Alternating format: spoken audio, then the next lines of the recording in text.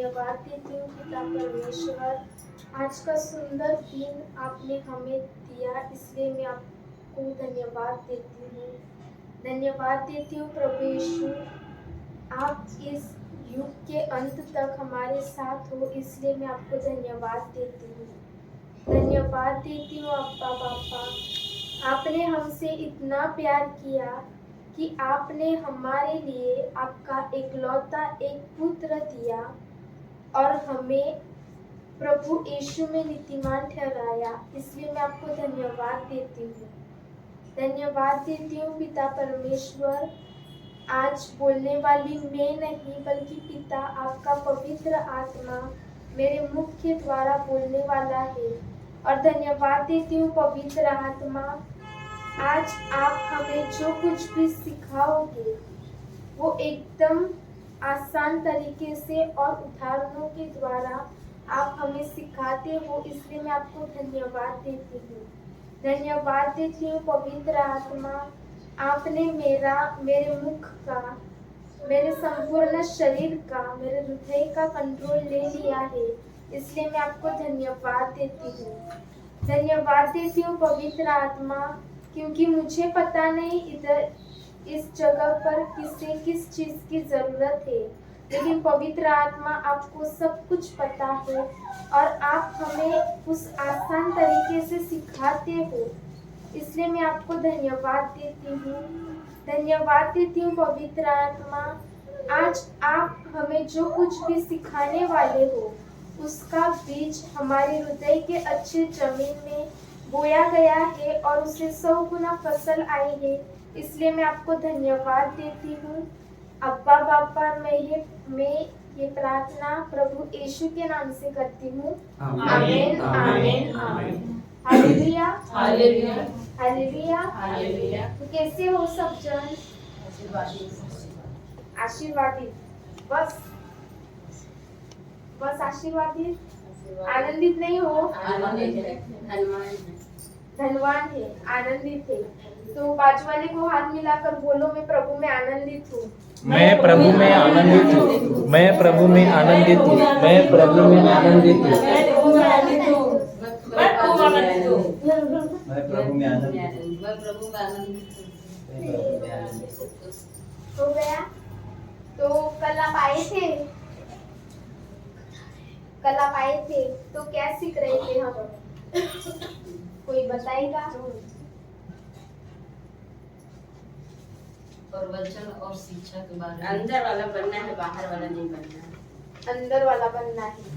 तो अंदर वाला मतलब बैठी लेकर प्रभु से बैठ के बातें करना है, सीखना है प्रभु से। अकेले में जाके। और बाहर वाला मतलब वचन और वचन खाली हाँ वचन इधर से निकाल दी। और क्या सीखे? और दृष्टांत के बारे में सीखे। दृष्टांत के बारे में सीखे। तो जो कुछ भी आज आप इधर आ रहे हो, तो जो कुछ भी हम सीख रहे हैं, इधर आप आते हो सुनते हो, तो उससे आपका काम बन जाएगा ना। जो कुछ भी आपके जीवन में परेशानियां है, जो कुछ भी बीमारी है, जो कुछ भी टेंशन है, वो सब कुछ चला जाएगा ना।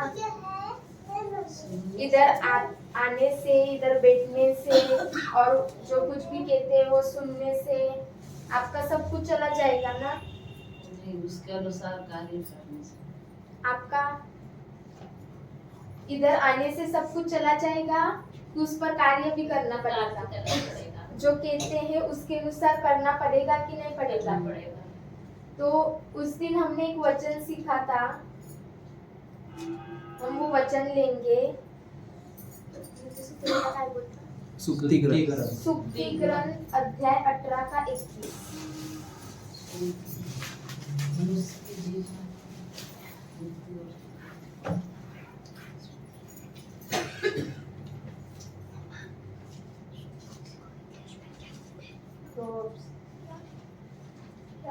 सुक्तिकरण अध्याय 18 का वचन 21।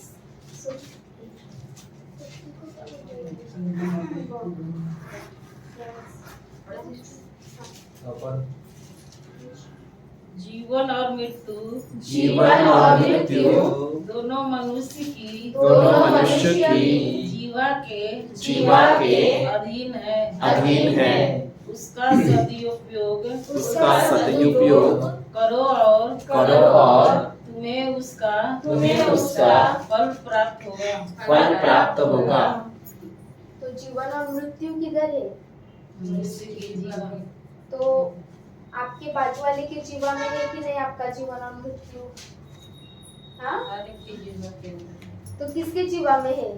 हर एक के जीवन आपका खुद का जीवन और मृत्यु किसके हाथ में है? खुद प्रभु के हाथ में है ना? खुद के हाथ आपका जीवन किसके हाथ में है? प्रभु के हाथ में है कि नहीं है? दादी, आपका जीवन किसके हाथ में है? प्रभु के हाथ में है। आपका प्रभु के हाथ में, आपका हमारे जीवन कैसे है? फिर से वो वचन पढ़िए। जीवन और मृत्यु दोनों मनुष्य की जीवा के अधीन है। किधर है जीवन और मृत्यु? जीवा के जीवा के अधीन। खुद के जीवा के अधीन की बाजू वाले के जीवा के अधीन? तो आपके खुद के जीवा के अधीन आपका जीवन और मृत्यु है कि नहीं है? तो आपको जीवा है, जीव है आपको? आप बोलते हो दिन में, शब्द बोलते हो, तो वो शब्द कैसे रहते हैं? वचन के अनुसार रहते हैं कि वचन के विरुद्ध में रहते हैं? संसार के रहते हैं कि प्रभु के रहते हैं? दिन भर में आप सिर्फ प्रभु के शब्द बोलते हो, तो संसार के भी रहते हैं कि नहीं रहते? लेकिन जो कुछ भी हम दिन भर में शब्द बोलते हैं, हमने कल क्या सीखा कि शब्द क्या है? उस दिन क्या सीखा? कल भी सीख रहे थे, शब्द क्या है? बीज है। और हमारा हृदय क्या है? जमीन।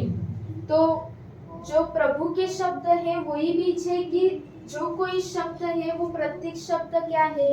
बीज है। और आपके हृदय के जमीन में जाने के लिए कौन सा रास्ता है?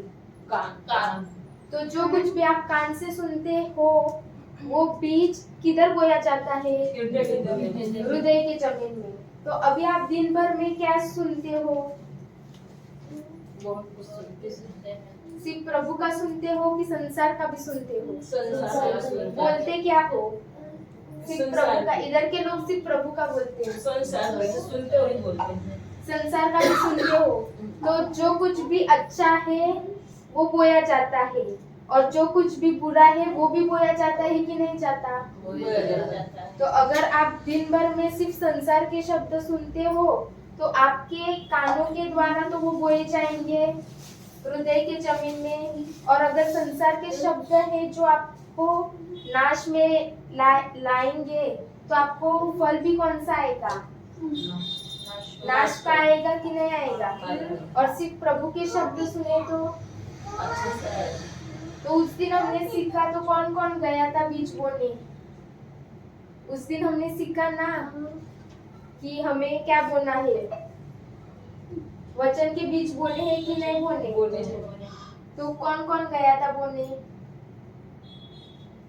आप गए थे? एक ही जन गया था और बाकी बीज दिए थे कि नहीं दिए थे आपको? तो आपके पास समय भी था कि नहीं था? बीज भी थे, समय भी था, लेकिन आपने उसको दिया नहीं। आपने क्या किया? जो आलसी था उसकी तरह हाथ पर हाथ रख के सो गए। आलसपन दिखाया कि बीज बोने को गए कि नहीं गए?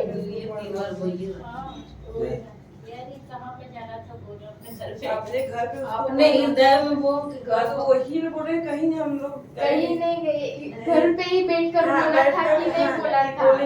अरे सब लोग को बीज मिला था ना, जो सुन रहे वो भी बीज ही है। लेकिन जो नहीं समझ में आ रहा है तो समझने के लिए पेपर में दिया गया था बीज। कितना कितना इस्तेमाल किए सब लोग, समझो एक किसान है और उसको फसल चाहिए आम की, तो उसको पहले आम का बीज बोना पड़ेगा कि नहीं बोना पड़ेगा? बोलना पड़ेगा, और जब उसको आम खाना है उस समय बोएगा कि पहले ही बोना पड़ेगा? पहले ही बोलना पड़ेगा। तो अगर आपके जीवन में समस्या अभी है तो आपको क्या करना पड़ेगा? अभी से चालू करना पड़ेगा कि नहीं बीज बोने को? चालू करना पड़ेगा। नहीं तो बाद में जब समस्या बड़ी होती है तब हम रोने को लगते हैं। तो प्रभु ने कहा रो कि जो वचन है उसको बोलो और उसके अनुसार करो। तो अभी बीज भी है, समय भी है, अभी घर पे जाने के बाद क्या करना पड़ेगा? बीज बोलना पड़ेगा। क्योंकि फसल कौन खाएगा? बाजू वाला खाएगा कि आप ही खाओगे? तो करेले का बोया तो कौन सा आएगा फल? तो नाशवंत बीज को बोना है कि अविनाशी बीज को बोना है? तो अभी बोएंगे। तो हम एक दृष्टांत सीखेंगे मार्क का 11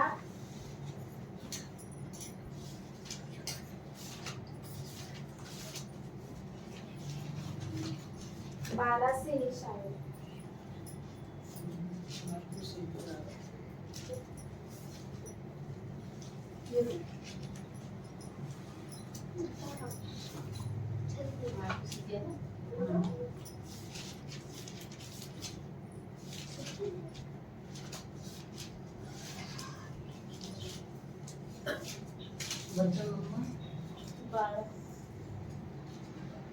मार्कुस अध्याय 11 वचन नंबर 12 से। पढ़ूं? मिला आप लोग को? पेज नंबर 74 पढ़िए। चौथे संकर जाति। दूसरे दिन जब वे बैथानिया से आ रहे थे तो ईसा को भूख लगी। वे पूछे दूरी पर एक पत्तेदार अंजीर का पेड़ देखकर उसके पास गए कि शायद उस पर कुछ फल मिले, किंतु पास आने पर उन्होंने पत्तों के सिवा और कुछ नहीं पाया, क्योंकि वह अंजीर का मौसम नहीं था। ईसा ने पेड़ से कहा फिर कभी कोई तेरे फल न खाए। उनके शिष्यों ने उन्हें यह कहते हुए सुना। तो अभी आपके जीवन में भी कुछ परेशानियां है कि नहीं है? कुछ समस्या है कि नहीं है? बीमारी है कि नहीं है? तो आपको वो आपके जीवन में वैसा ही रखना है कि उसको निकालना है? बीमारी में ही जीना है कि जो प्रभु ने जीवन दिया है वो जीना है? तो सीखना है कि नहीं सीखना? तो अगर सीखना है तो ध्यान पूर्वक लक्ष्य पूर्वक सुनना होगा कि नहीं होगा? तो फिर से हम पढ़ेंगे, एक शब्द पढ़िए सिस्टर। दूसरे दिन जब वे बेथनिया से आ रहे थे तो ईसा को भूख लगी। कौन आ रहे थे? जब वे मतलब कौन? ईसा जब किधर से आ रहे थे? तो उनको क्या लगी? भूख लगी। मतलब प्रभु को भी भूख लगती थी, यीशु को भी भूख लगती थी मनुष्य बनकर आए थे, क्योंकि वो मनुष्य बनकर आए थे। तो आपको भी भूख लगती है कि नहीं लगती? वैसे उनको भूख लगी थी और क्या हुआ? वे कुछ दूरी पर एक पत्तेदार अंजीर का पेड़ देखकर उसके पास गए कि शायद उस उस पर कुछ फल मिले, किंतु पास आने पर उन्होंने पत्ते के सिवा और कुछ नहीं पाया। तो जब प्रभु यीशु आ रहे थे तो उनको क्या लगी? भूख लगी। तो उन्होंने क्या देखा? अंजीर का पेड़ देखा। और जब वो उस पेड़ के पास गए उनको क्या दिखा? फल दिखा कि नहीं दिखा? नहीं दिखा। तो क्या दिखा? कुछ नहीं दिखा। पत्तों के सिवा कुछ नहीं दिखा। तो आपने कभी अंजीर का पेड़ देखा है? देखा है ना? नहीं देखा? तो आपको पता है उस पेड़ की खासियत क्या होती है? पत्ते और फल साथ मतलब जब पत्ते आते हैं तो उसको फल भी आते हैं, उसी साथ फल भी उसी साथ फल भी आते हैं। तो प्रभु यीशु को क्या दिखा कि वो पेड़ पत्तों से भरा हुआ है। और आगे किंतु पास आने पर उन्होंने पत्तों के सिवा और कुछ नहीं पाया। क्योंकि वह अंजीर का मौसम नहीं था। तो अभी प्रभु यीशु गए, उन्होंने देखा पत्तों के सिवा पेड़ पर कुछ नहीं था। तो वो अंजीर का मौसम नहीं था। तो वो प्रभु थे, उनको क्या पता नहीं कि कौन से मौसम में फल आते हैं, कौन से मौसम में फल नहीं आते। उन्होंने सब रचा कि नहीं रचा? तो उनको पता नहीं था कि किस मौसम में। अभी आप बताओ कि कलिंगड़ कौन से मौसम में आता है? क्या बोलते हैं आपके इसमें? खरबूजा। तरबूज। और एप्पल कौन से मौसम में आते हैं? सेब। इधर नहीं मिलता। तो आम कौन से मौसम में आता है? गर्मी के। तो आपको पता है कि आम कौन से मौसम में आता है। तो वैसे प्रभु को भी पता होगा कि नहीं पता होगा? तो फिर वो क्यों गए? क्योंकि उसमें पत्ते थे ना, तो सोचे कि हो सकता है हो सकता है कुछ फल मिले। क्यों गए? क्योंकि उनको लगा कि कोई फल मिलेंगे। तो जब उसको पत्ते आते हैं तो उसको फल भी आते हैं। तो प्रभु ने पत्ते देखे तो समझा कि उसको फल भी होगा। लेकिन जब पास में गए तो फल दिखा नहीं।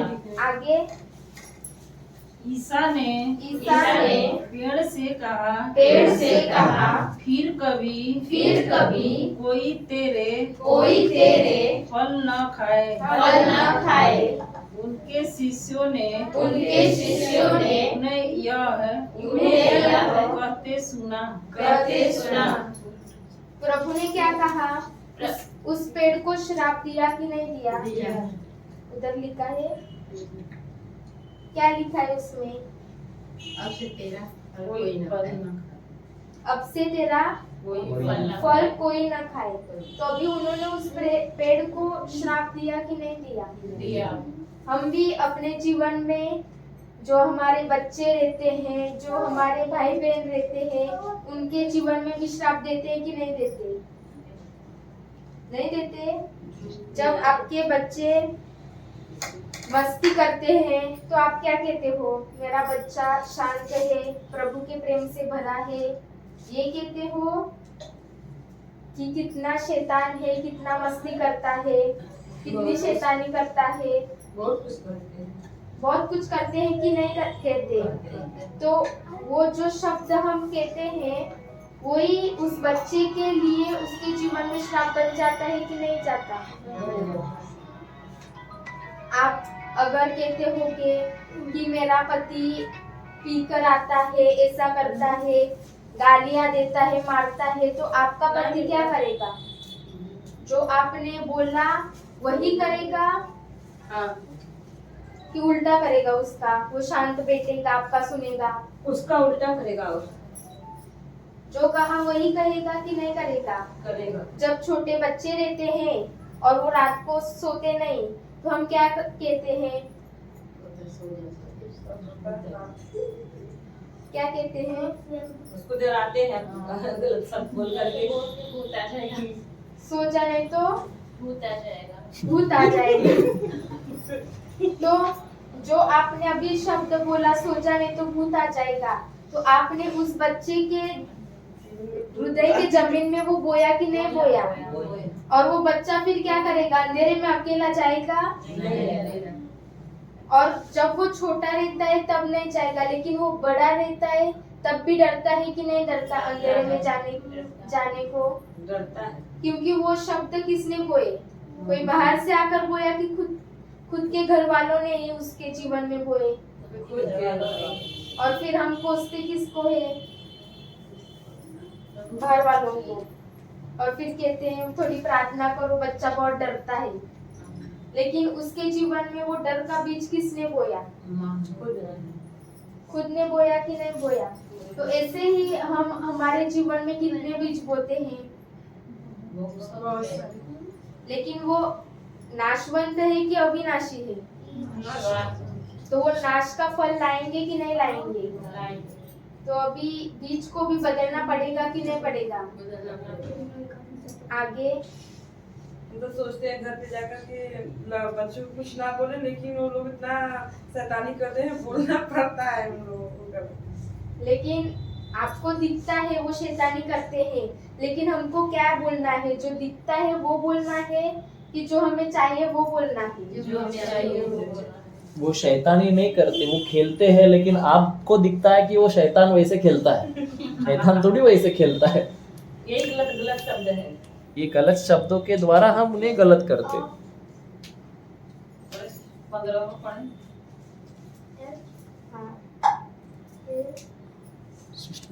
वे यरूशलेम पहुंचे। नहीं सिस्टर, वो ऊपर वाला फिर से पढ़िए। दूसरे दिन जब वे बेथनिया से आ रहे थे तो ईसा को भूख लगी। वे कुछ दूरी पर एक पत्तेदार अंजीर का पेड़ देखकर उसके पास गए कि शायद उस पर कुछ फल मिले, किंतु पास आने पर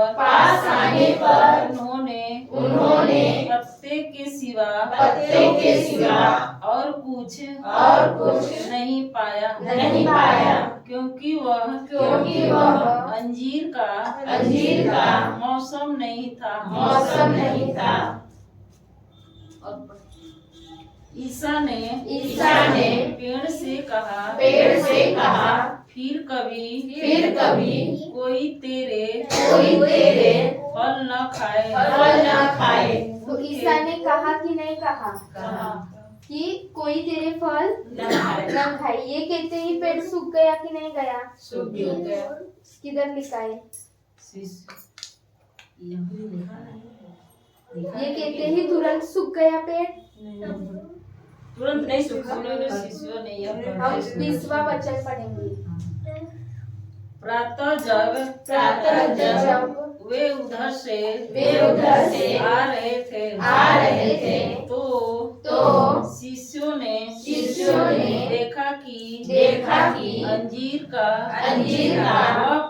वह पेड़ जड़ से सूख गया है। पैतरुस को तो जब वो दूसरे दिन किधर से आ रहे थे? उधर से आ रहे थे। किधर से आ रहे थे? जब वो उधर से आ रहे थे तो प्रभु यीशु ने देखा कि उसके शिष्यों ने देखा? क्या देखा? कि वो पेड़ सूख गया है, जड़ से सूख गया। लेकिन जब उन्होंने प्रभु यीशु ने कहा कि तेरा फल कोई ना खाए, तो उसी समय वो तुरंत पेड़ सूख गया कि दूसरे दिन जब वो उधर से आ रहे थे तब उन्होंने देखा? दूसरे दिन जब तब देखा। लेकिन जब प्रभु यीशु ने उस समय पर बोला कि तेरा फल कोई ना खाए, वो पेड़ जैसा था वैसा दिख रहा था कि नहीं दिख रहा था? दिख रहा। लेकिन वो नीचे से जो जड़ रहती है वो जड़ से सूखने को कहा था, चालू हो गया था कि नहीं हो गया था? चालू हो गया। लेकिन दिख क्या रहा था? हरा भरा। हरा भरा है, कुछ भी नहीं हुआ। दिख रहा था कि नहीं दिख रहा था? लेकिन दूसरे दिन क्या हुआ? फिर से पढ़िए। प्रातः जब वे उधर से आ रहे थे तो शिष्यों ने देखा कि अंजीर का वह पेड़ जड़ से सूख गया है। क्या देखा शिष्यों ने? वह पेड़ जड़ से सूख गया। जड़ से सूख गया है। लेकिन जो हमारे पेड़ रहते हैं वो सूखते कैसे हैं? गर्मियों के समय में ऊपर से सूखते हैं कि डायरेक्ट जड़ से सूखते हैं? पहले ऊपर से सूखते किधर जाते हैं? जड़ तक जाते हैं। लेकिन जब प्रभु ने कहा कि तेरा फल कोई ना खाए, तो वो पेड़ किधर से सूखा? ऊपर से सूखा कि जड़ से सूखने को चालू हुआ? जड़ से सूखने को चालू हुआ। तो हमारे जीवन में भी समस्या है कि नहीं है? परेशानियां है।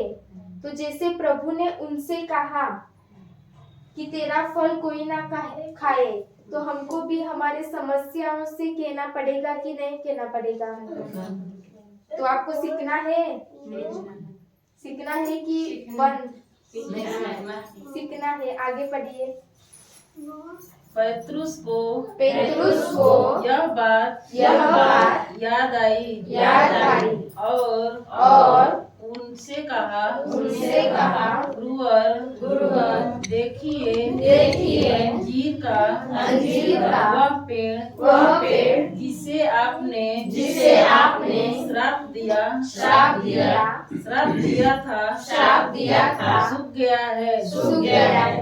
तो किसने देखा? पेतरुस को क्या याद आ गया? जो ईसा ने कहा था पेतरुस को याद आ गया। और उसने क्या कहा? गुरु किसे कहते हैं? कब कहते हैं? आप पाठशाला गए हो? जो हमें पढ़ाते हैं उनको गुरु कहते हैं कि नहीं कहते हैं? ज्ञान कराते हैं। लेकिन समझो कि आपकी टीचर को क्या बोलते हैं? शिक्षक है। और समझो वो आपको पढ़ा रही है, गणित पढ़ा रही है, और अचानक से बेल बज गई और आपको वो गणित सुलझाने को नहीं आया, तो आप टीचर के पास फिर से जाते हो और क्या बोलते हो टीचर को? टीचर जी ये मुझे समझा नहीं, आप मुझे फिर से बताओ। तो टीचर आपको एकदम इजी तरीके से बताती है कि नहीं बताती? जो क्लास में सिखाया वो नहीं बताती, लेकिन उससे जो आसान तरीका है वो लेकर बताती है कि नहीं बताती? कोई गया है पूछने तो आसान तरीके से बताती है कि नहीं बताती? तो पेतरुस ने भी क्या किया? प्रभु यीशु से पूछा कि नहीं पूछा? कि आपने उस पेड़ को बोला था कि तेरा फल कोई ना खाए, और वो पेड़ अभी क्या हो गया? तो पूछ रहा था कि कैसे हुआ? तो आपको भी जानना है कैसे हुआ, आपको भी सुखाना है। तो पढ़िए आगे। ईसा ने उन्हें उत्तर दिया ईश्वर में विश्वास करो। मैं तुम लोगों से यह कहता हूँ यदि कोई इस पहाड़ से यह कहे उठ समुद्र में गिर जा और मन में संदेह न करे बल्कि यह विश्वास करे कि मैं जो कह रहा हूँ वह पूरा होगा। तो उसके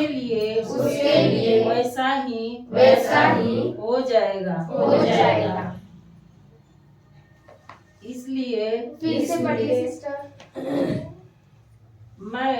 मैं तुम लोगों से यह कहता हूँ यदि कोई इस पहाड़ से यह कहे उठ समुद्र में गिर जा तो अभी प्रभु ने क्या कहा कि कोई इस पहाड़ से कहे, तो पहाड़ मतलब क्या?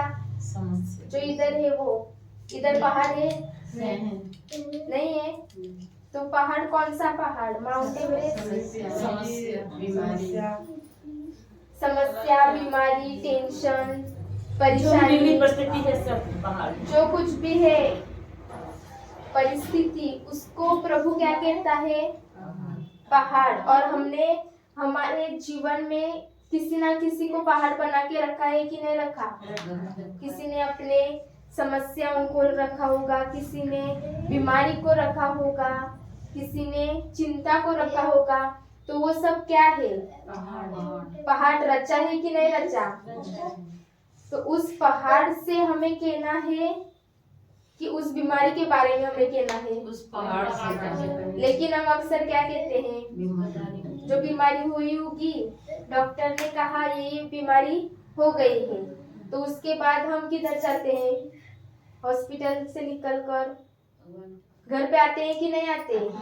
तो आते समय क्या विचार करते हैं? जो डॉक्टर ने बोला वो, कि जो प्रभु ने बोला वो? जो डॉक्टर ने बोला कि मुझे ऐसी ऐसी बीमारी हो गई है, ये बीमारी हो गई है, वो ही मनन करते हैं कि नहीं करते? लेकिन डॉक्टर ने हमें कितने बार बोला? एक बार बोला। लेकिन हम कितने बार दोहराते हैं? बार बार दौड़ाते हैं कि नहीं दौड़ाते? और जब घर पहुंचते हैं तो दूसरे जो लोग होते हैं उनको क्या कहते हैं? प्रभु ने कहा वो बताते हैं कि जो डॉक्टर ने कहा वो बताते हैं? फिर वो भी किस पर विचार करते हैं? उसी पर। तो आपकी बीमारी कम होती है? नहीं, बढ़ती है। बढ़ती है कि नहीं बढ़ती? तो इससे आप जो बीमारी है उस पर अगर विचार करते रहोगे तो बीमारी तो बढ़ेगी कि कम होगी? तो विचार किस पर करना है? जो प्रभु का वचन दिया है उस पर विचार करना है कि नहीं करना? और आप बोलोगे तो फिर अगर दूसरे को बताना है कि मुझे ये बीमारी हो गई है, तो कैसे बताने का? किसी को नहीं प्रश्न आया? किसी को सवाल नहीं आती इधर? पेतरुस की तरह आपको सवाल नहीं आया कुछ भी कि अगर किसी को बताना होगा कि हम बीमार हैं, तो सिस्टर जी आप कहते हो कि बीमारी के बारे में बोलने का नहीं, तो अभी कैसे बताने का? कैसे बताने का बताइए।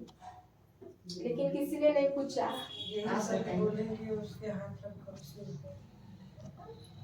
अगर कोई पूछेगा जैसे ये बीमारी है, कोई पूछेगा तो उसके बारे में क्या बताएंगे? उसका तो नाम ले नहीं सकते, लेंगे तो समझो आपको पैर में दर्द है और आपको वचन दिया प्रभु का कि आप उसके घाव द्वारा, उसके कोड़े खाने से आप चंगे हो गए। तो आपने वचन तो बोला, लेकिन आपकी वो दादी आ गई और आपसे पूछ रहे थे कि आप कैसे हो, तो आप क्या कहोगे?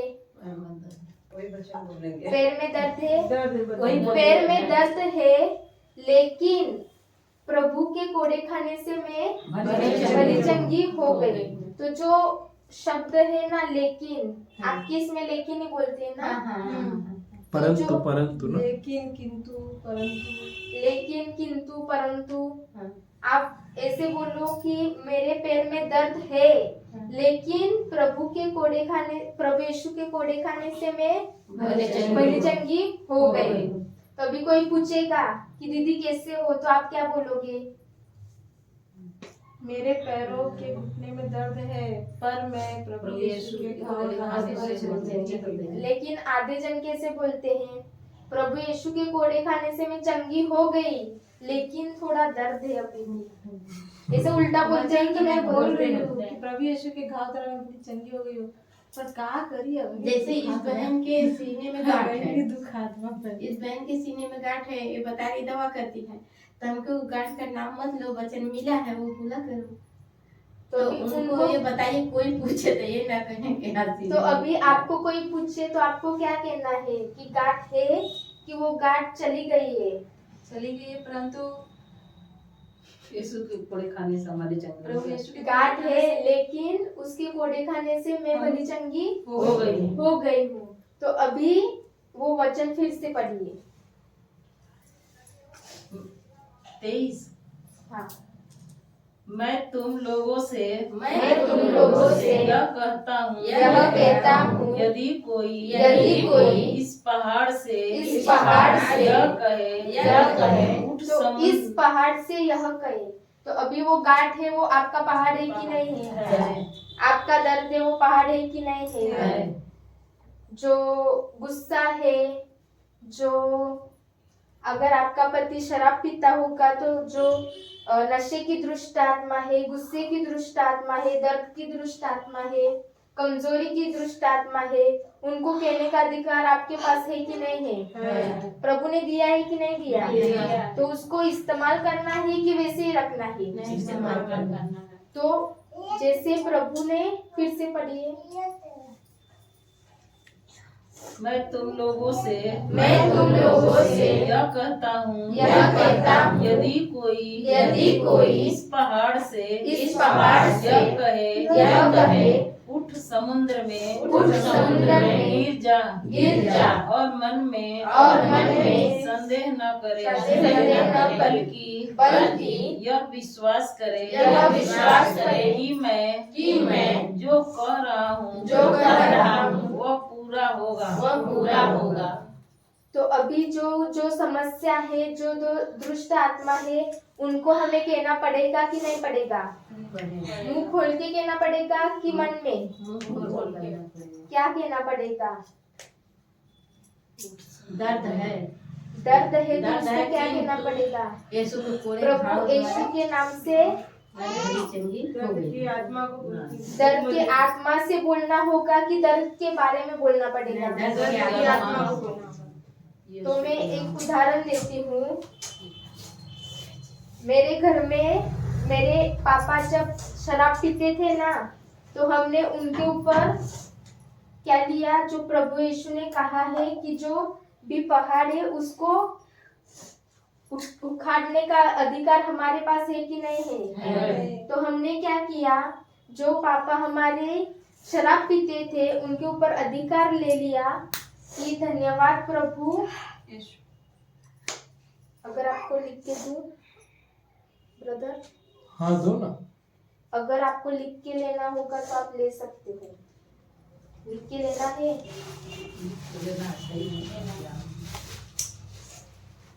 धन्यवाद प्रभु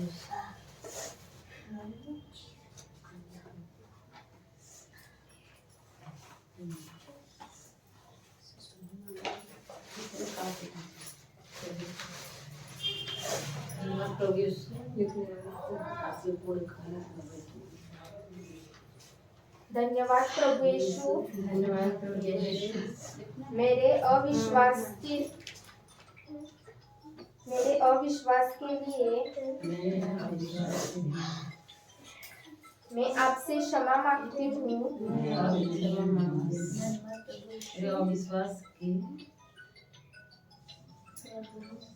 मेरे अविश्वास के लिए मैं आपसे क्षमा मांगती हूँ।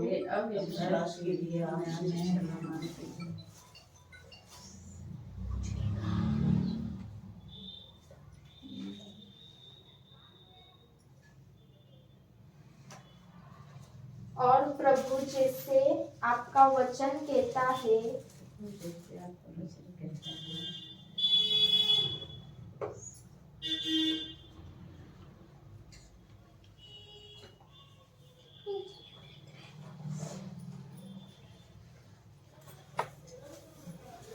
और प्रभु यीशु जैसा आपका वचन कहता है,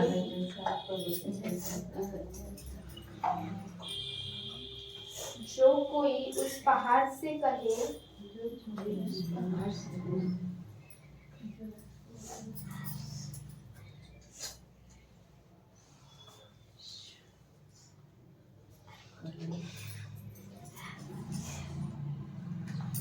जड़ से उखड़ जा और समुंदर में जाकर गिर। प्रभु यीशु के नाम से जड़ से उखड़ जा और समुंदर में जाके गिर। धन्यवाद प्रभु यीशु। मेरे अविश्वास के लिए मैं तुझसे क्षमा मांगती हूँ, जैसा आपका वचन कहता है। जो कोई उस पहाड़ से कहे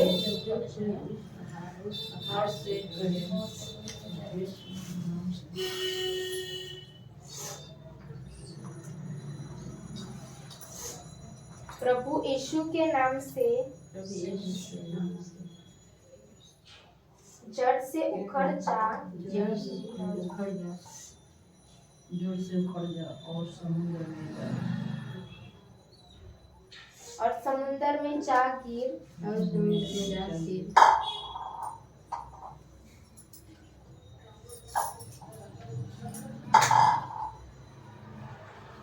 उसके क्या शब्द अनुसार होगा? समुद्र में जाके क्या लिखा तुमने? यीशु के नाम से समुंदर में जा गिर। जड़ से उखड़ जा और समुद्र में जाके ऐसा मैं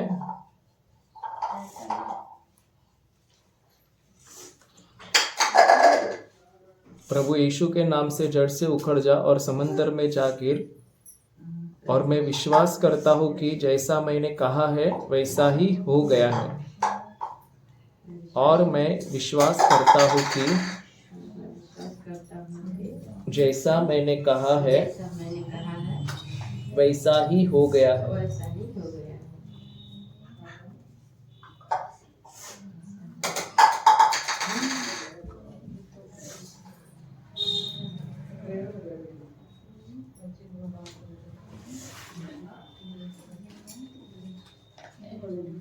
इस वचन पर विश्वास रखकर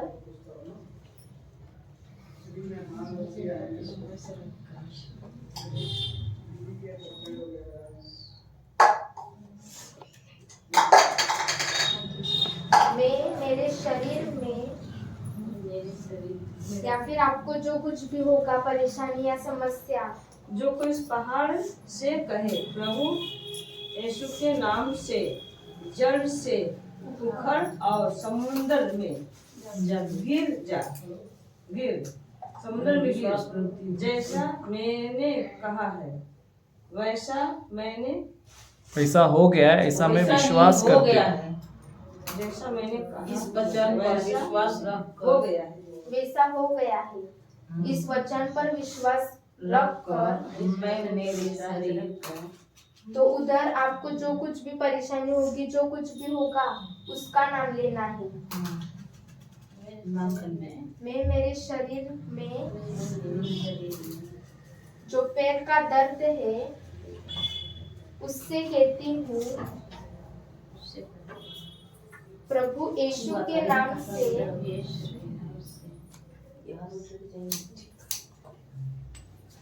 मैं तुम्हें श्राप देती हूँ और बांधती हूँ। उससे कहती हूँ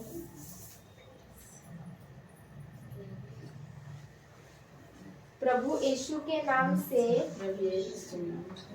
मैं तुम्हें श्राप देती हूँ और बांधती हूँ। इसी समय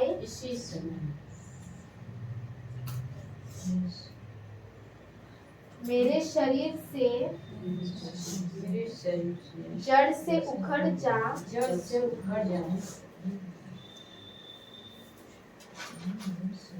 और समुंदर में जा गिर।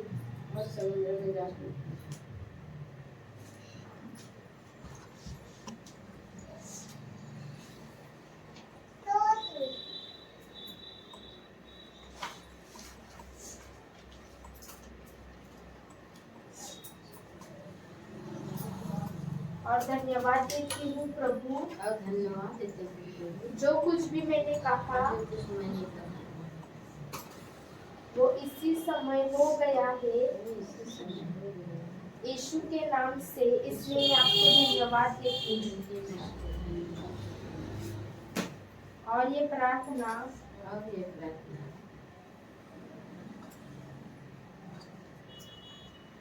अब्बा बापा यीशु के नाम से करती हूँ, आमीन।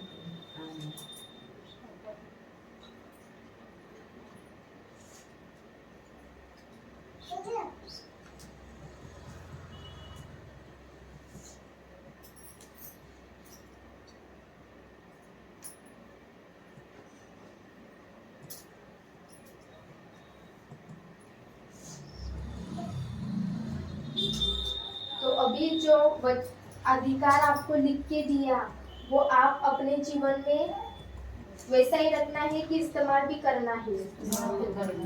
अगर आपके सीने में गांठ है तो आपको क्या बोलना होगा? वो अधिकार लेके बोलना होगा कि नहीं होगा कि मैं प्रभु यीशु के नाम से तुझे उखाड़ती हूँ और समुद्र में फेंकती हूँ। अगर आपके पति शराब पीते होंगे तो आपको क्या बोलना होगा? हे नशे की दुष्ट आत्मा, मैं तुम्हें प्रभु यीशु के नाम से श्राप देती हूँ और बांधती हूँ। इसी समय मेरे पति के शरीर से जड़ से उखड़ जा और समुद्र में जा गिर। अभी गुस्सा होगा किसी को तो क्या बोलना पड़ेगा? गुस्से की आत्मा मैं तुम्हें श्राप देती हूँ किसके नाम से? यीशु के नाम से। और अगर कोई समस्या होगी तो समस्या क्या है? अगर कमजोरी होगी तो शरीर में आप क्या बोलोगे? कमजोरी की आत्मा बोलकर फिनिश। मैं यीशु के नाम से मैं तुम्हें आदेश और बांधती और आदेश जड़ से उखड़ समुद्र में जा गिर। और अभी पैर में दर्द होगा तो उससे क्या बोलेंगे? पैर दर्द की आत्मा मैं तुम्हें यीशु के नाम से श्राप देती हूँ। आप क्या बोलोगे सिस्टर? पैर में दर्द होगा तो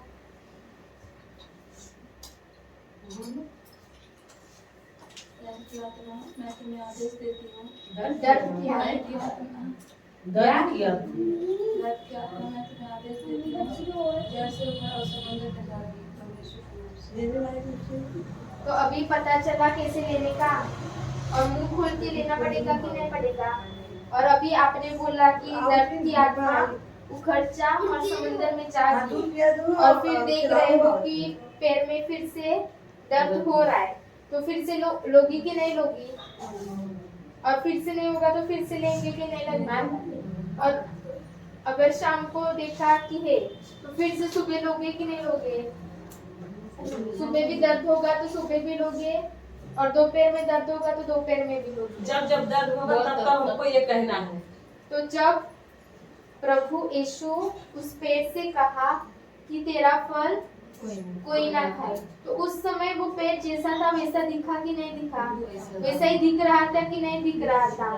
तो प्रभु यीशु ने देखा कि वो हुआ नहीं, तो फिर से 2 मिनट बाद फिर से बोला तेरा फल कोई ना खाए। फिर से देखा कि वो वैसा ही, फिर से बोला कि तेरा फल कोई ना खाए। ऐसा बोला कि उन्होंने सिर्फ एक बार बोला और उस पर विश्वास रख के चले गए, और वो पेड़ ऊपर से काम करता है कि जड़ से? प्रभु का वचन ऊपर से काम करता है कि जड़ से काम करता है? तो जड़ से काम करता है। तो अभी अगर दिखा नहीं, आज बोला पैर की दर्द की आत्मा उखड़कर समुद्र में जा गिर, और फिर से दर्द दिख रहा है सुबह भी, तो उसको विश्वास ना करो कि दर्द हो रहा है, विश्वास करो कि ठीक हो जाएगा। तो अभी जो दर्द दिख रहा है उसके लिए वचन भी दिया है कि नहीं दिया? अधिकार दिया। अधिकार सिर्फ एक बार लेने का, और जो वचन दिया है उसे बार बार दोहराना पड़ेगा कि नहीं पड़ेगा? कौन सा वचन दोहराओगे? वो सिर्फ एक ही बार लेना है, क्योंकि प्रभु यीशु ने पेट से बार बार कहता रहा कि एक ही बार कहा, एक ही बार अधिकार लिया कि नहीं दिया? तो जो दर्द है उसको भी एक ही बार अधिकार लेना है कि बार बार अधिकार लेना है? अगर आपने आज लिया और देखा कि दर्द नहीं गया, फिर से लिया, तो आप उधर क्या दिखा रहे हो? कि वो आपका अविश्वास है, कि आपको विश्वास ही नहीं कि वो दर्द उखड़ कर चला गया है। विश्वास करना होगा चला गया। एक बार अधिकार लेने के बाद विश्वास करना पड़ेगा कि वो चला गया है और प्रभु को धन्यवाद देना पड़ेगा। धन्यवाद देना पड़ेगा, विश्वास करना पड़ेगा। और क्या बोलना पड़ेगा? धन्यवाद प्रभु, आपकी गोली खाने से चंगी हो गई। चंगी हो गई हूँ, चंगी हो गई, चंगी हो गई। तो उससे जाएगा कि नहीं जाएगा? लेकिन अब आपने अधिकार भी ले लिया, वचन भी बोल रहे हो, लेकिन जो आपका बिस्तर है उस पर लेटे ही रहे हो, उससे कुछ होगा कि आपको वो कार्य में भी डालना पड़ेगा। अगर आपने अधिकार लिया कि मैं भली चंगी हो गई हूँ, तो भला चंगा इंसान सोता है कि काम भी करता है। तो आपको उठकर वो चलना पड़ेगा, काम भी करना पड़ेगा कि नहीं पड़ेगा? और अगर किसी ने दुष्ट आत्मा पर अधिकार लिया नशे की और देख रहा है कि पति वैसे ही आ रहा है, अभी भी पिया हुआ है, बड़बड़ कर रहा है, तो उसको वो देखकर फिर से अधिकार लेना पड़ेगा कि जो वचन है वो बोलना पड़ेगा। जो वचन है उस पर बोलना पड़ेगा।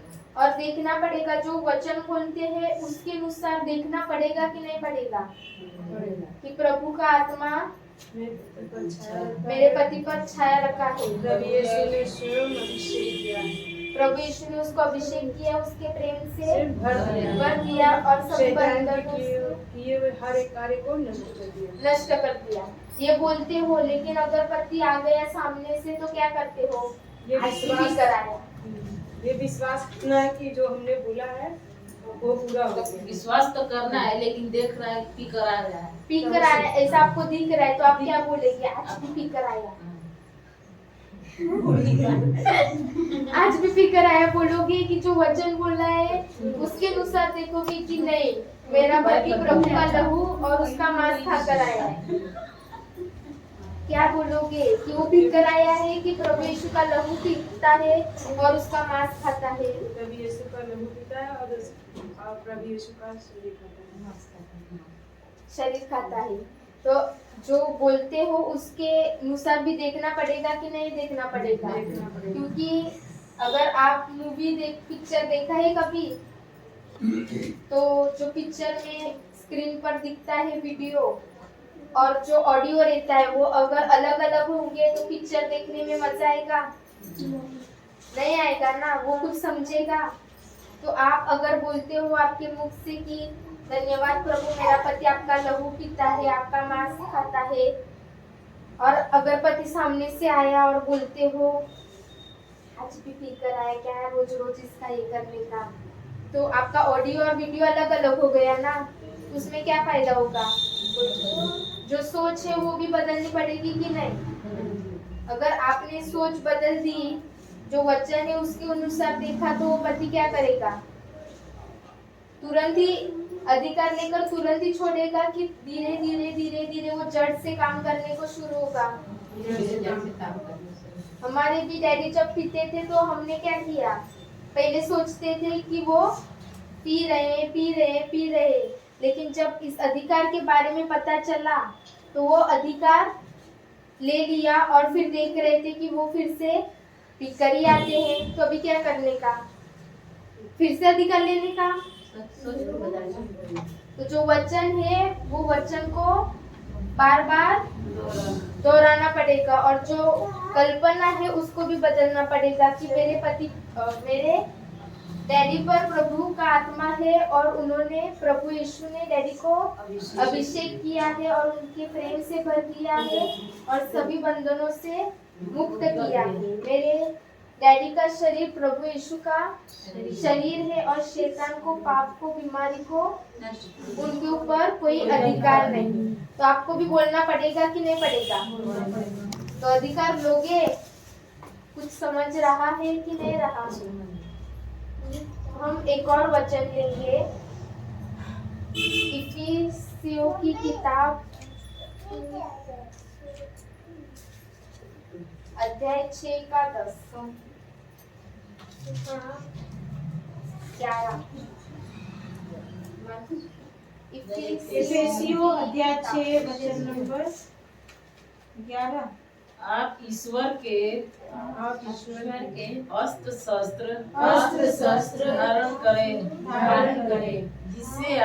जिससे आप शैतान की धूर्तता का सामना करने में समर्थ हो।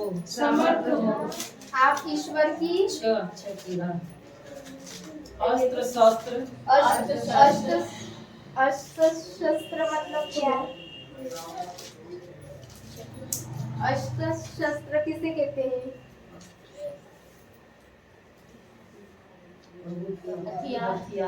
हथियार। तो हथियार क्या है? प्रभु के वचन। अस्त्र शस्त्र हथियार को कहते हैं। तो जब हम झगड़ा करते हैं तो हमारे हथियार क्या रहते हैं? दादी जी, झगड़ा करते समय आपके हथियार क्या रहते हैं? डंडा, चप्पल, झाड़ू, कुर्सी। तो ये क्या है? कुछ भी मिल जाए। अरे सबसे बड़ा तो हथियार हमारा जुबान रहता है। सबसे पहले तो जुबान से ही लड़ते हैं ना। हथियार तो बाद में लेने जाते हैं। कुर्सी बोलते हैं। कुर्सी नहीं, ऊंची कर रहे हैं। सबसे पहले तो जुबान से झाड़ू लड़ते हैं ना। झाड़ू से तो कॉकरोच भी नहीं मरता है अभी। तो हम किससे झगड़ा करते हैं? जुबान से। अगर ये दादी है और मैंने इनको बोल दिया, क्या दादी आपका कुछ फायदा नहीं, आप सिर्फ आते हो बैठते हो, तो मेरे शब्द उनको तीर की तरह उनको चुभेंगे कि नहीं चुभेंगे? चुभेंगे कि नहीं चुभेंगे? तो मुझे तलवार की जरूरत है कि मेरे शब्द ही काफी है? तो वचन में किसका अस्त्र शस्त्र बताया है? प्रभु का अस्त्र शस्त्र क्या है? जो वचन है वो प्रभु का अस्त्र शस्त्र है कि नहीं है? वचन दुधारी तलवार है कि नहीं है? तो जो तलवार है उसके साथ आप लड़ाई करते हो कि उसको रखा है जंग लगाए? सैनिक हो कि नहीं हो आप? सब जन सैनिक हो कि नहीं हो? युद्ध में जाते हो कि युद्ध चालू है? हमारी हिंदी समझ में आ रही है? तो युद्ध चालू है और आप सैनिक हो कि नहीं हो? तो तलवार लेकर सोए हो कि तलवार को धार करके तैयार हो लड़ाई करने के लिए? सच में? आगे पढ़िए।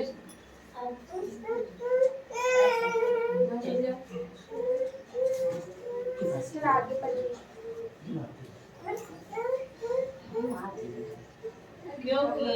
क्योंकि हमें नीरे मनुष्य से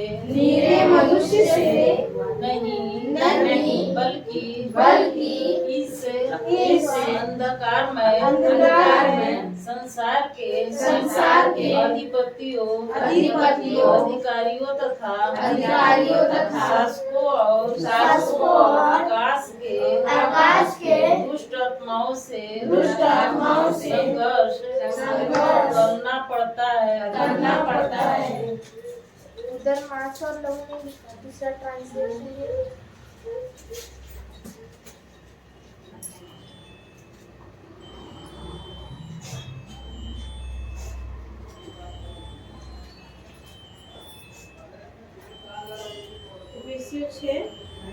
से का क्या है?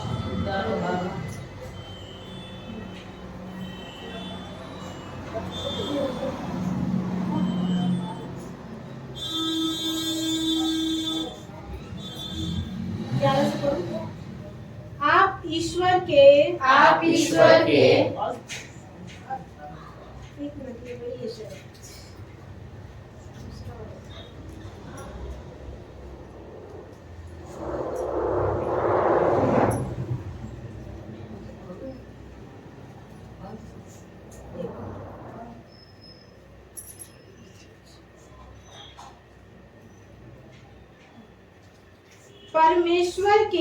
परमेश्वर के सारे हथियार बांध लो कि कि तुम शैतान की युक्तियों के सामने खड़े रह सको, क्योंकि हमारा यह मल युद्ध लहू और मांस से नहीं, परंतु प्रधानों से और अधिकारियों से और इस संसार के अंधकार के हाकिमों से और दुष्ट आत्मक और उस दुष्टता की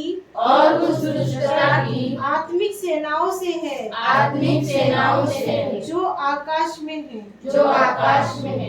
तो हमारा युद्ध किसके साथ है? लहू और मांस से। लहू और मांस के साथ है कि नहीं है? लहू और मांस के साथ है। फिर से पढ़िए। क्योंकि हमारा यह मल युद्ध लहू और मांस से नहीं, लहू और मांस के साथ है कि नहीं? तो आपने पहले बोला हाँ, मतलब आप उधर बैठे हो लेकिन आपका ध्यान नहीं है। वही तो ध्यान दे रहे हैं। अगर आगे का इंसान बोलते हो आप बीमार हो, हाँ हम बीमार हैं, आपको बीमारी है, आपको प्रभु चंगा करेगा, हाँ हमें प्रभु चंगा करेगा। आपका लक्ष्य है किसी जो आगे वाला इंसान बोलता है हाँ तो आप बोलते हो हाँ, अगर उसने बोला ना तो आप बोलते हो ना बोलते भी हो। तो हमें ध्यान पूर्वक देखना है कि जो लिखा है वो क्या है। ध्यान देकर सुनना पड़ेगा कि नहीं पड़ेगा? अगर इधर आप आते हो, बैठते हो, आपका समय देते हो, लेकिन इधर कुछ सीख कर ही नहीं जाते तो आपका कुछ फायदा होगा? जैसे गए थे फिर से दूसरे दिन आएंगे, बैठेंगे और फिर से जाएंगे, उसका कुछ आपके जीवन में फायदा होगा? हमने तो वो अपने जीवन में इस्तेमाल किया तभी आपको बता रहे हैं कि नहीं बता रहे हैं। तो अगर हमने इस्तेमाल किया, हमारे जीवन में वो हो गया, तो आपके जीवन में नहीं होगा। लेकिन अगर आपने सुना ही नहीं अच्छे से तो कैसे होगा? सुनकर वो कैसे करने का, उसको घर पे जाने के बाद जो लिखा है उसको पढ़कर उसको कार्य में भी डालना पड़ेगा कि नहीं पड़ेगा? नहीं तो आप इधर रोज आओगे और आपका टाइम फिर वेस्ट ही हो जाएगा, फिर क्या फायदा होगा?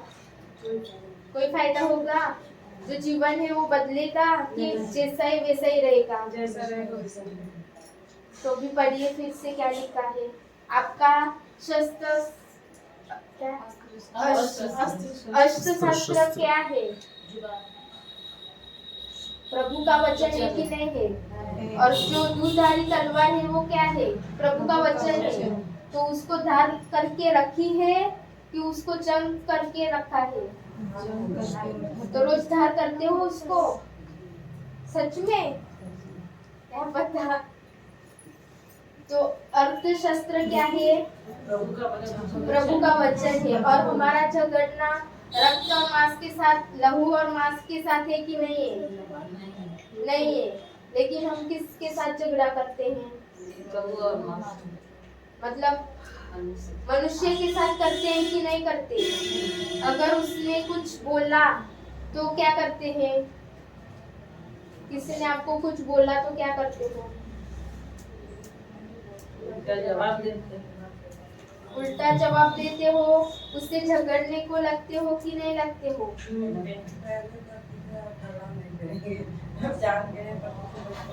तो हम मनुष्य के साथ ही झगड़ने लगते हैं कि नहीं लगते? लेकिन हम अभी आपका कुछ सवाल था ना, जवाब मिल रहा है आपको? मिला कि आपकी लड़ाई किससे है? सास ससुर देवर से नहीं, किससे है? जो उनके अंदर आत्मा जो हमको दिखाई नहीं दे रही, आकाशीय। अभी हमने पढ़ा ना, तीसरे बार फिर से पढ़ो। जो हमें दिखता है मनुष्य, अगर वो हमसे कहता है कि क्या रे तुझे कुछ काम नहीं होता, ऐसा वैसा अगर कहता है तो हमको गुस्सा आता है कि नहीं आता? आता है। तो हम भी उसको बोलने को चाहते हैं कि नहीं चाहते? लेकिन हम जानते नहीं कि वो इंसान वो इंसान मुझे नहीं बोल रहा है, बल्कि उसके अंदर जो गुस्से की दुष्ट आत्मा है, जो नफरत की दुष्ट आत्मा है, वो मुझे बोल रही है। लेकिन हमें दिखता क्या है कि वो इंसान मुझे बोल रहा है और हम उसके साथ झगड़ने को जाते हैं। लेकिन वचन में क्या लिखा है? क्योंकि हमारा यह मल युद्ध लहू और मांस से नहीं परंतु प्रधानों से और अधिकारियों से और इस संसार के अंधकार के हाकिमों से और उस दुष्टता की आत्मिक सेनाओं से है जो आकाश में है। कभी रक्त और मांस के साथ है। तो उदाहरण कि आप समझो कि बहू हो और आपकी एक सास है। तो सास आपको बोलती है कि एक काम भी ढंग से नहीं करती, खाना पकाने को बोला उसमें भी नमक कम है, क्या सब्जी बनाई है, अच्छा स्वाद भी नहीं आ रहा है। तो आप सास को बोलने को जाते हो कि नहीं जाते? तो उधर ही आपकी लड़ाई चालू होती है कि नहीं होती? लेकिन आप क्या देखते हो कि वो सास मुझे बोल रही है, लेकिन वो सास नहीं बोलती, उसके अंदर जो नफरत की दुष्ट आत्मा भरी है वो आपसे क्या करती है? बोलती है। और आपको लगता है कि वो सास मुझे बोल रही है, और आप झगड़ा किसके साथ करने जाते हो? सास के साथ। और आप देखते नहीं कि वो आत्मा जो उसके अंदर है वो मुझे बोल रही है। लेकिन अभी हमको पता चला कि हमारे पास अधिकार है कि नहीं अधिकार, और उसको कैसे लेने का? अगर नफरत की दुष्ट आत्मा है तो क्या करोगे? यीशु के नाम से इस इंसान के शरीर से जड़ से उखड़ जा और समंदर में जाके उसके सामने ही बोलने का कि बाजू में जाके बोलने का? बाजू में जाके बोलने का ना, नहीं तो उसके सामने ही बोलोगे। सामने बोला तो क्या होगा? वो और लड़ाई कर, मुझे दुष्ट बोला तुमने। तो सामने बोलने का कि साइड में जाने का। लेकिन जब वो आपको बोलता है कि तो ऐसी तब क्या करने का? शांत रहना पड़ेगा कि नहीं रहना पड़ेगा? सहन करना पड़ेगा कि नहीं पड़ेगा?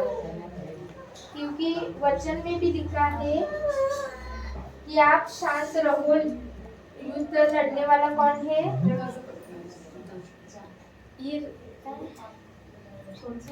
आप शांत रहो, लड़ने वाला निर्गम 14:14।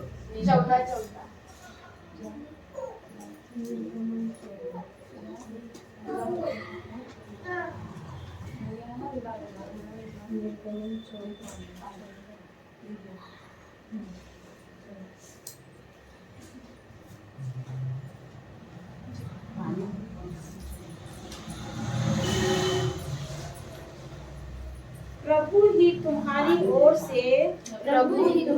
ओर से युद्ध करेगा और तुम लोगों को कुछ भी नहीं करना पड़ेगा। दूसरा ट्रांसलेशन इसमें शांत रहो नहीं लिखा। निर्गमन का 14:14।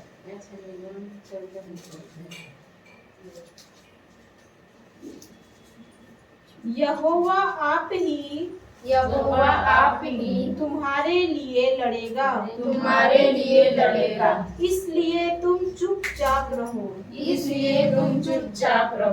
तो आपको क्या रहना है? चुपचाप रहना है कि मतलब शांत रहना है कि नहीं रहना है? जब आगे वाले इंसान बोल रहा है उस समय पर आपको क्या रहना है? चुपचाप रहना है। और साइड में जाके अधिकार लेना है। वो भी बार बार लेना है कि एक ही बार लेना है? बार बार लेना है अधिकार के एक ही बार लेना है? देखो, हम एक बार जो पहला अधिकार लेते हैं ना, वो विश्वास में होता है, और उसी के बाद अगर आप और 9 बार लिए ना, तो वो पूरा 10 का 10 अविश्वास में हो गया। तो एक ही बार बोल लेना है और विश्वास करना है कि वो हो गया है। अगर आप 10 बार लेते हो इसका मतलब आप पहला वाला विश्वास था, बाकी का 9 वाला जो अधिकार लिया वो अविश्वास है। सही है कि नहीं? सही है, तब गलती हो जाता है, बार बार वही अधिकार लेना पड़ता है। अधिकार एक बार इस्तेमाल किया तो काम एक ही बार। प्रभु ने भी एक ही बार कहा उस पेड़ से कि बार बार कहते ही एक कहा। बार और इसका मतलब ये भी नहीं है कि आपको अगर आज हो रहा है और बाद में 6 महीने के बाद वापस वो हुआ तो लेना पड़ेगा ना। नहीं तो एक ही दिन में 100 बार नहीं लेना है। और हमने तो देखा एक ही बार में काम बहुत हो जाता है, काम एक ही बार में हो जाता है।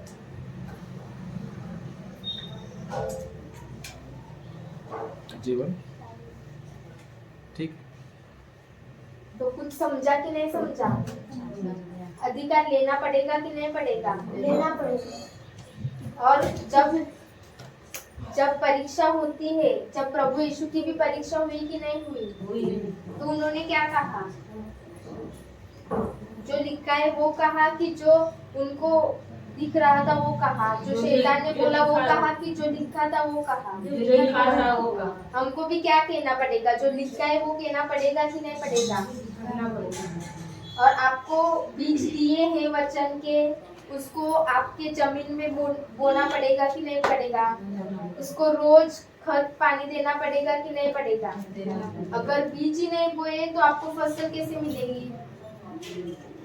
फसल मिल सकती है बिना बीज बोए? तो बीज को भी बोना सबसे जरूरी है कि नहीं? तो क्या करोगे अभी? बीज बोना पड़ेगा। जब पूरा वचन बोल दिए तो फिर अन्य अन्य भाषा में भी प्रार्थना करेंगे। हाँ, कर सकते हैं ना, कोई बात नहीं है, कर सकते हो आप। बीज बोने के बाद अन्य भाषा में भी आप कर सकते हो, आपको जैसा चाहिए वैसा। लेकिन बीज को पहले बोना पड़ेगा कि नहीं पड़ेगा? और जो कुछ भी है वो सभी क्षेत्रों में आपको बीज दिया है कि नहीं दिया? प्रेम के क्षेत्र में, पढ़ाई के क्षेत्र में, बीमारी के क्षेत्र में। तो रोज एक एक क्षेत्र को लेकर बीज को बढ़ाना पड़ेगा कि नहीं पड़ेगा? नहीं तो होगा कि आपको चाहिए चंगाई और आप बीज कोई और चीज का पेड़ रहे हो।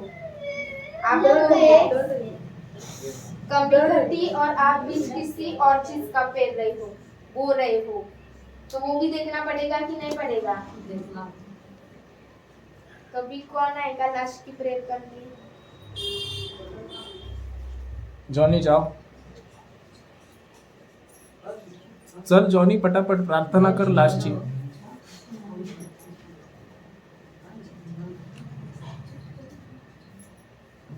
आओ जॉनी।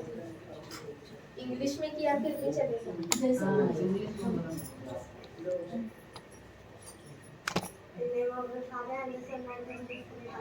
सब जन आंखें बंद करेंगे।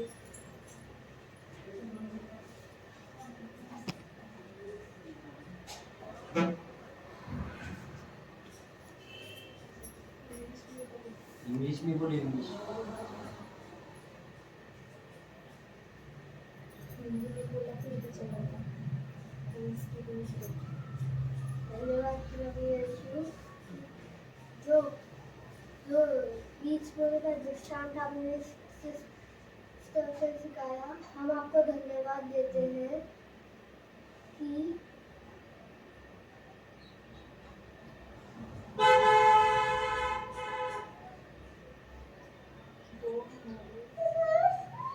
कि वो हमारे हृदय के जमीन में बो दिया है और उसको 100 गुना फसल आ गया है। इसलिए मैं आपको धन्यवाद देता हूँ। धन्यवाद देता हूँ प्रभु, आपने जो कुछ भी सिखाया है इस सिस्टर के द्वारा, हम आपको उसके लिए बहुत बहुत धन्यवाद देते हैं। और मैं ये प्रार्थना हमारे प्रभु यीशु के नाम से करता हूँ। आमीन। आमीन। आमीन।